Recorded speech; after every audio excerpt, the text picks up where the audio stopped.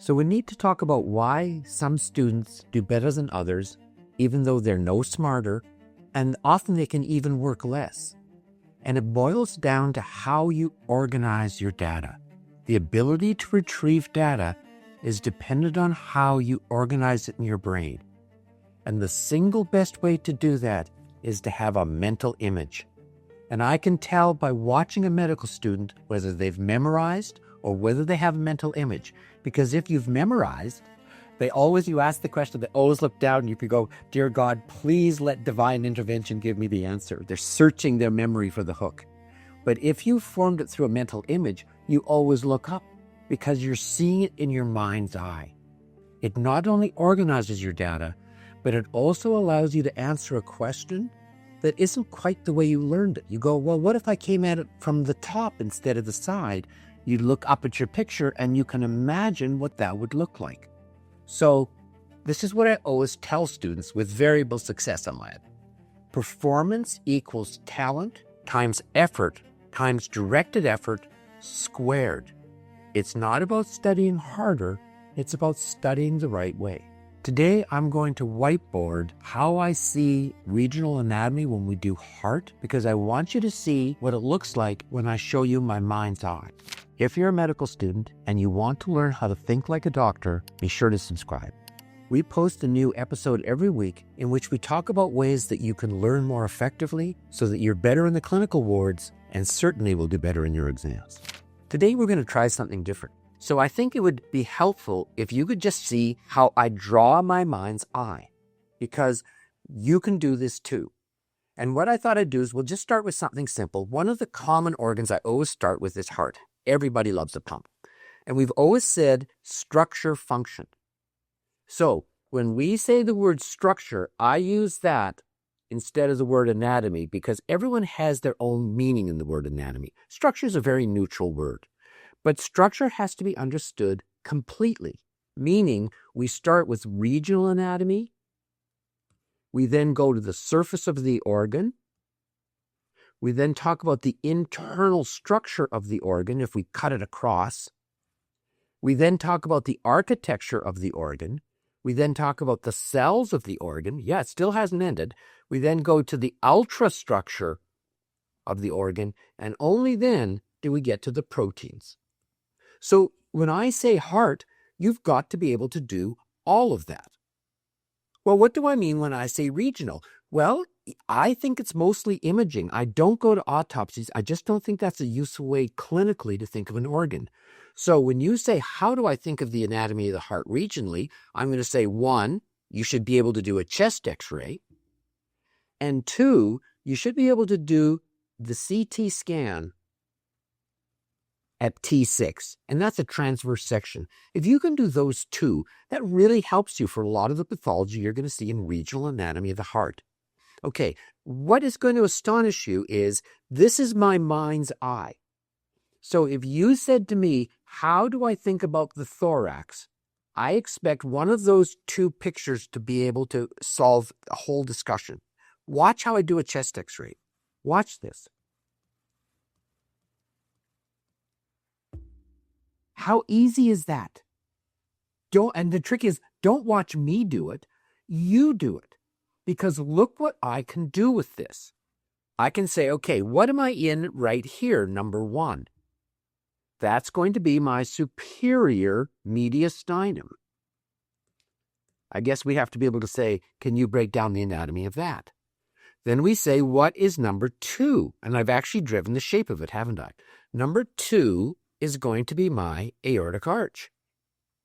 So if you have an aortic aneurysm, that's where you're going to see the expansion. Critically important in lung is number 3. That's going to be our hylae. Obviously, number 4, we have a right heart border. And that's different enough than total heart that I sort of separated out clinically. Then we have number 5, which is the shadow of the heart. But if I'm being really precise anatomically, it's really the cardiac silhouette. Because remember, I could have 2 things that make that big. I could have the heart, for sure, but I could also have a pericardial effusion. So I kind of branched that out to both. And then remember, we're going to compare 5A to 5B, because A over B is got to be less than 0.5. That's our definition of cardiomegaly. And then the last thing I throw in here are my costophrenic angles. So that's going to be our number 6. So costophrenic angle, and obviously I slang everything, so there's costophrenic angle. That's going to be where we find the smallest of our pleural effusions. And it's pretty tough to argue the importance of effusions. So when you say thorax, that's one of the two pictures I have in my head. Okay, well, tell me about the CT scan at T6. It's a really helpful thing to do, and you wouldn't think I could draw a CT scan, would you? Watch this. So I'm going to start. Here's my T6. Watch, I can just draw the body. It's as dumb as that. And the reason it's T6 is because right here, that's going to be my ascending aorta. So this is called the bull's eye view. And now watch, I can draw everything around it. So first thing I'm going to point out is this would be about where my left ventricle is. Here's going to be my right ventricle. Remember, this is right side. We're looking towards the head. Here's going to be my right atrium, and there's going to be my left atrium. Here's my descending aorta, and then here's my esophagus. And now you can see why when you have mitral stenosis, might you get some dysphagia, because obviously as you dilate your left atrium, immediately behind it is the esophagus. And I don't just use this because it's a nice way of seeing anatomy. I do this because it's really useful in my differential diagnosis of chest pain. No kidding, it works great. So chest pain, obviously, we're always worried about angina, but there are other causes. So let's just take a look at how this helps us. Here's number 1. Think of that as chest wall. 2, these are going to be my pleura. 3, here's my pericardium. 4, there's my aortic dissecting aortic aneurysm. Okay, 5, that's the one we've all been waiting for. 5 is going to be my angina. And then 6 is going to be my GERD, or reflux esophagitis. So this is not only a very useful anatomy for how to think about the mid-thorax, it's also very helpful in the differential diagnosis of chest pain. So look how fast that went. Just when I say regional heart thorax, and it works obviously when I say regional lung, you can appreciate how fast that goes. And then once you have these, you can branch them off. So let's take a look. Let's come back to our chest x-ray, because this is my PA view, right? But supposing I wanted to say, here we are in our superior mediastinum, can you break that out? Sure, let's go to the lateral view. And we do that. What's the definition of the superior mediastinum? So here's T1, 2, 3, 4. Here's my sternum. There's my manubrium, body, xiphoid. So here's my angle of Louis. And the definition of the superior thorax is the rib, T1, and the angle of Louis to T4. You have to know this because look at all the important structures that are here. My most important posterior structure is going to be my esophagus.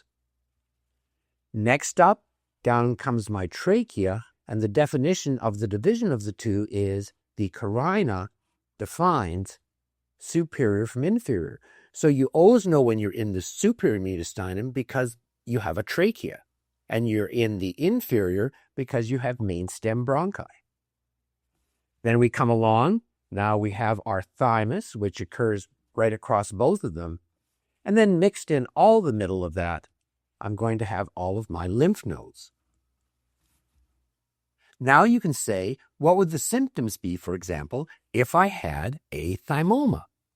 Well, it would be mass forming, and you could see it could press in the esophagus and give me dyspnea, or it could press in the esophagus and give me dysphagia. If you said, how can I biopsy for sarcoidosis? A common way to come in for sarcoidosis is to come in here through the clavicular fossa and you're right onto the lymph nodes. That's a common way that I did frozen sections to diagnose sarcoidosis. So with those three views, you can see I have mastery of regional anatomy of the lung. How easy was it? You just have to, I'll show you how to do it. Now you just have to practice it. It becomes a way of thinking. And one last just sort of nice nuance to add in. There actually is a region in the brain that connects proprioception, the act of actually doing something, with your learning center. So this is just more than being able to draw it. The act of drawing it actually helps you learn it. And so you'll hear me say many times, if you can't draw it, you don't know it, because you haven't got a mental image, you've just got a bundle of words, and that doesn't last long.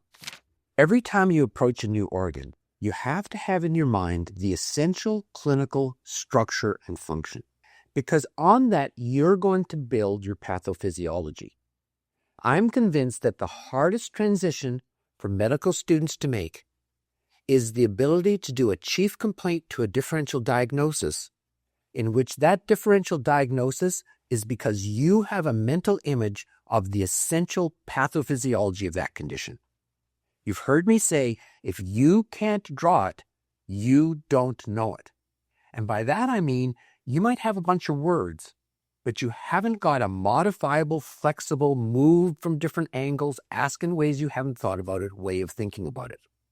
So I thought I would give you an example of one that works extremely well, and that is left ventricular congestive heart failure. Let's draw that out. I'll show you how I see it in my mind's eye. It's not hard at all, but I'll show you how powerful it is. So as always, we start with normal. Now, I tend to draw my hearts by starting with the annulus fibrosus.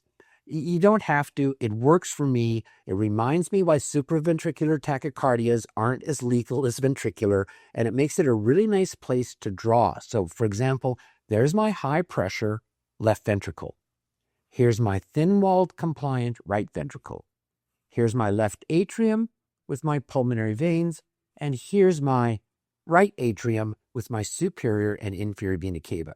You got to admit, that was pretty straightforward. For congestive heart failure, I'm going to need congestion, so I'm going to back things up through my pulmonary veins. And then we come to an alveolus. So there's my structure. Now let's walk through left ventricular failure. This is a common end pathway. Every chronic progressive heart disease is going to end up in failure. So if you have a good way of thinking about failure, you've solved the third of all of heart, because every progressive disease ends up with, and then you go into failure. So first of all, let's define it. The physiologist will tell you failure is when you can't pump out the blood coming in. Okay, that's great. Doesn't help me. I would argue we should go with the cardiologist's definition, which is anything that leaves me an increase in left ventricular and diastolic pressure and or volume. Any tests that prove I've got that state has proved congestive heart failure. Remember how progression goes. Everything stems off the fact that I've got a decrease in blood pressure. And so with that decrease in blood pressure, my first response from the body is going to be homeostasis. And for the heart, that's neurohormonal. But when that's not enough, the next thing I'm going to go to is remodeling. I don't know why heart gets its own name for adaptation, but that's what it is. And that remodeling in the heart is hypertrophy. So neurohormonal proves to be inadequate, the heart will undergo hypertrophy. So we can draw that in. You get a thick-walled, dilated left ventricle.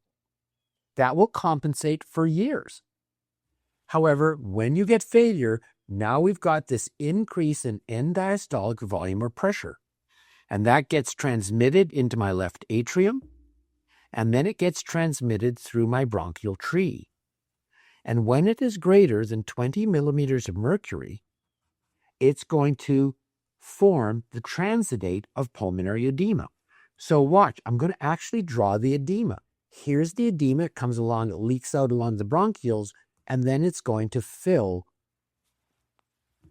my alveolar spaces. That's it. When you say left ventricular congestive heart failure, that picture is going to do everything you need. Let me prove that to you. Let's start with, first of all, what are the symptoms that a patient's going to have? Well, they're going to have dyspnea. Sure, we all understand that's perfect. And why do we have dyspnea? Because we've got dyspnea from pulmonary edema. Here we have a diffusion barrier and VQ mismatching. And we're going to be able to talk about, we can hear that on the physical exam.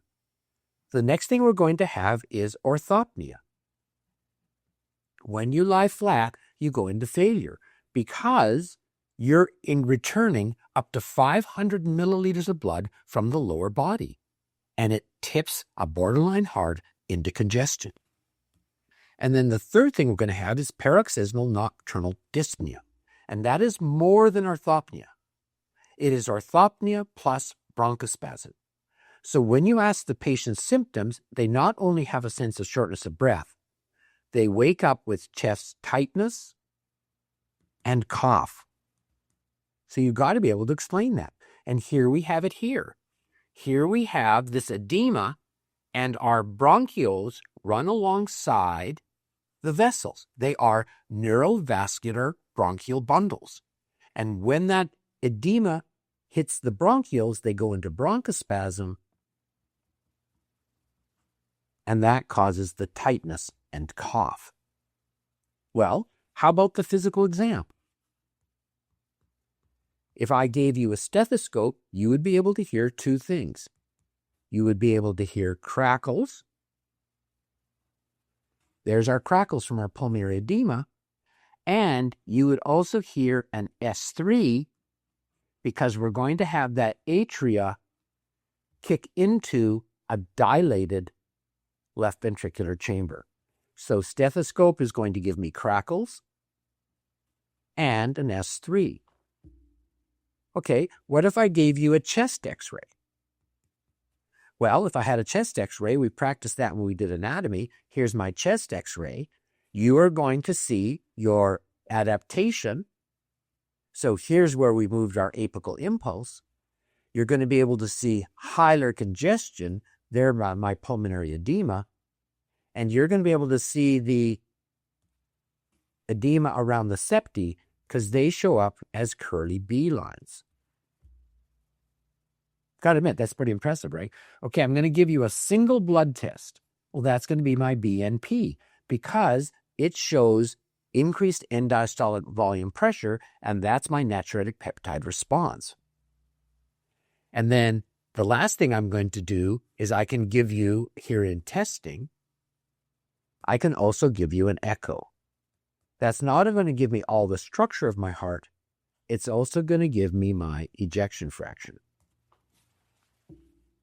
So from that one simple, can you draw the heart and the venous system, and then can you apply what you know about congestion to that, you can explain the symptoms, the signs, and the testing of congestive heart failure. And you'll never forget it. Humans are very good at pictures with stories. And so you'll never have to remember, God, what was I supposed to see? You put up the picture and you say, am I looking for symptoms? Was it about the physical exam? Or did they want a test to prove end diastolic pressure and or volume? So every chance I get, I do all my pathophysiology as pictures with stories. And I believe that if you can't draw it, you don't know it because you don't see it in your mind's eye. If you don't have the textbook yet, you'll certainly want a copy because basically it's my brain. So click the link in the description. We'll see you next time.